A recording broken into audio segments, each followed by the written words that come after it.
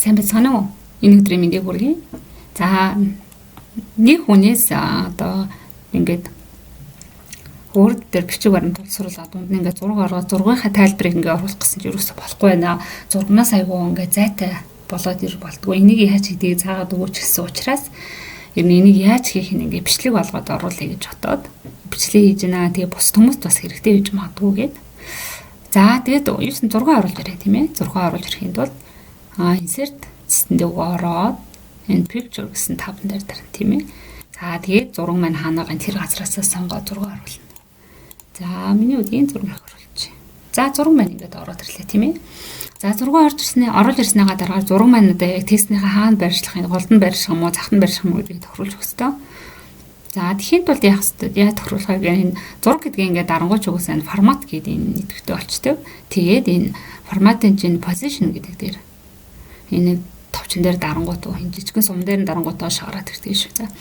За тэгээд тэрний энэ текстнийхаа зүүн дээд болно, эсвэл голд нь, эсвэл бүрийн дунд нь ч юм уу тийм хамгийн доод талд нь баруун талын дунд хэсэгт байршуулна гэд тохируулаад өгчдөг байгаа. За өнөөдрийн хувьд болохоор бүгдээ энийг зүүн дээд болно гэдгийг сонгоч тийм ээ. За тэгээд энэ word text гэж юу юм бэ гэдэг хүмүүс бас асууж ирсэн санагдаад байна. За тэгээд энэ нь болохоор юу шүү? Нөгөө зургийнхаа дээр нь бичүүлэх юм уу? Яг яаж юу юм гэдгийг л тохируулж өгдөг байгаа. За энэ хоёрыг бол өнөөдрийн хувьд бол нэг тайлбарлаад авахгүй. Яг хүмүүс асуувал энэ тайлбарлаад бичлэг оруулж болох байх.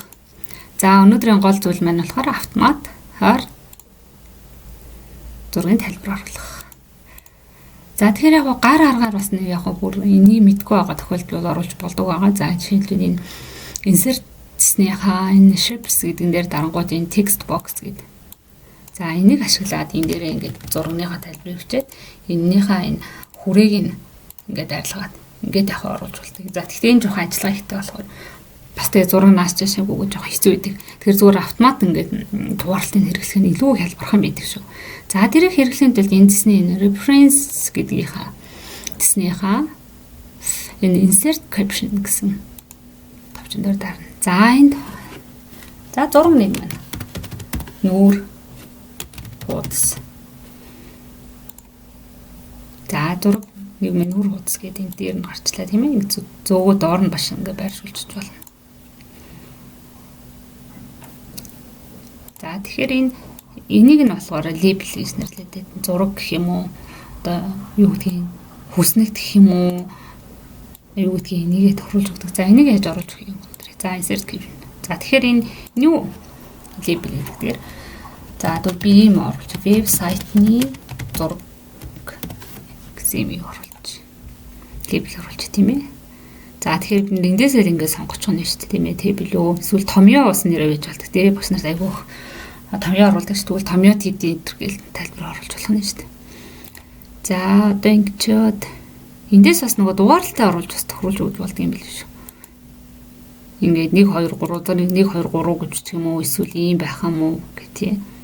Тэгээд нөгөө нэг энэ тодорхойлтын цэг байх юм уу зураг хичээл нэг цэг тавиал ингээд бичдэг шүү дээ. Нэрийг тохируулж өгдөг. Гэтэ миний энэ дээр жоохон алдаа заавал хэлээ та бүхэн өөрсдөө туршаад үзээрэй за.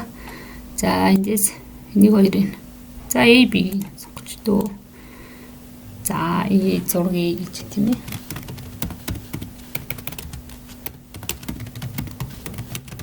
За энэ зураг оруулаад. За ингээд оруулж болох нь шүү дээ тийм ээ. За өнөөдрийн завсарлага маань дуслаа. Та бүхэн амжилт хүсье. Баяртай.